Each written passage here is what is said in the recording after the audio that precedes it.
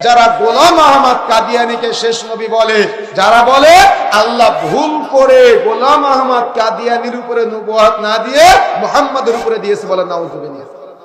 আচ্ছা, এই কথা যদি কেউ বলে তার কি ঈমান আছে? সে কি মুসলমান? সে কি মুসলমান থাকতে পারে?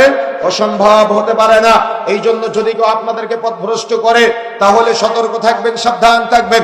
গোলাম আহমদ কাদিয়ানী কিসের নবী? বরং যদি আপনি তাকে কোন আউলিয়াও মনে করেন তাহলে এটাও গুনাহের কাজ। সুতরাং সতর্ক হতে হবে, সাবধান হতে হবে।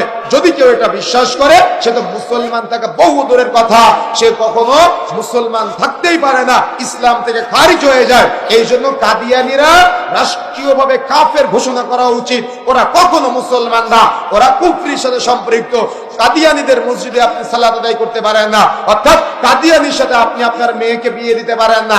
কাদিয়ানীর কোন ছেলেকে, অর্থাৎ আপনি যেমন মেয়ে বিয়ে দিতে পারবেন না, কাদিয়ানীর বাড়ি থেকে কোন মেয়েকে আপনার বাড়িতে নিয়ে আসতে পারবেন না, যতক্ষণ পর্যন্ত না সে কালিমা পড়ে মুসলমান হবে।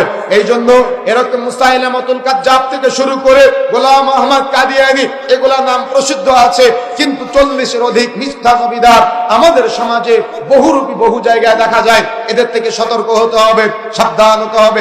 এটা হলো কিয়ামতের আলামত। বিগত কিছুদিন আগে পাকিস্তানে একজন নবী বলে দাবি করেছে, এগুলো সব ভ্রান্ত। যারা এদেরকে নবী বলে দাবি করবে তারাই কুফরির সাথে সম্পৃক্ত হবে। এই জন্য সতর্ক হতে হবে, সাবধান হতে হবে। সমাজে যদি এগুলা কেউ দাবি করে তাহলে এদের থেকে দূরে থাকার চেষ্টা করতে হবে। আরে আপনাদের জ্ঞান এতটাই দুর্বল, নবী তো বহু দূরের কথা, নিজেকে রব বলে দাবি করে, আল্লাহর বন্ধু বলে দাবি করে, আল্লাহর নিকটবর্তী বলে দাবি করে, তারপরেও আপনারা এই ভণ্ডদের কাছে গিয়ে ছাগল গরু মানত করেন, টাকা দান করেন, মাজারে সিন্নি দেন। কি দেয় কিনা? দেয় না আজকে আমাদের সমাজের মানুষ। তার মানে এরা কঠিন মুশরিকের মুশরিক। এই জন্য সতর্ক হতে হবে, সাবধান হতে হবে। এগুলা কিয়ামতের আলামত। মানুষ এভাবে অন্যায়ের সাথে জড়িয়ে যাবে, শিরকের সাথে জড়িয়ে যাবে, অর্থাৎ অপরাধে জড়িয়ে যাবে। অন্য ব্যক্তিকে মানুষ নবী বলে দাবি করবে এবং আল্লাহকে পাওয়ার জন্য মানুষ বিভিন্ন মাধ্যম নির্ধারণ করবে।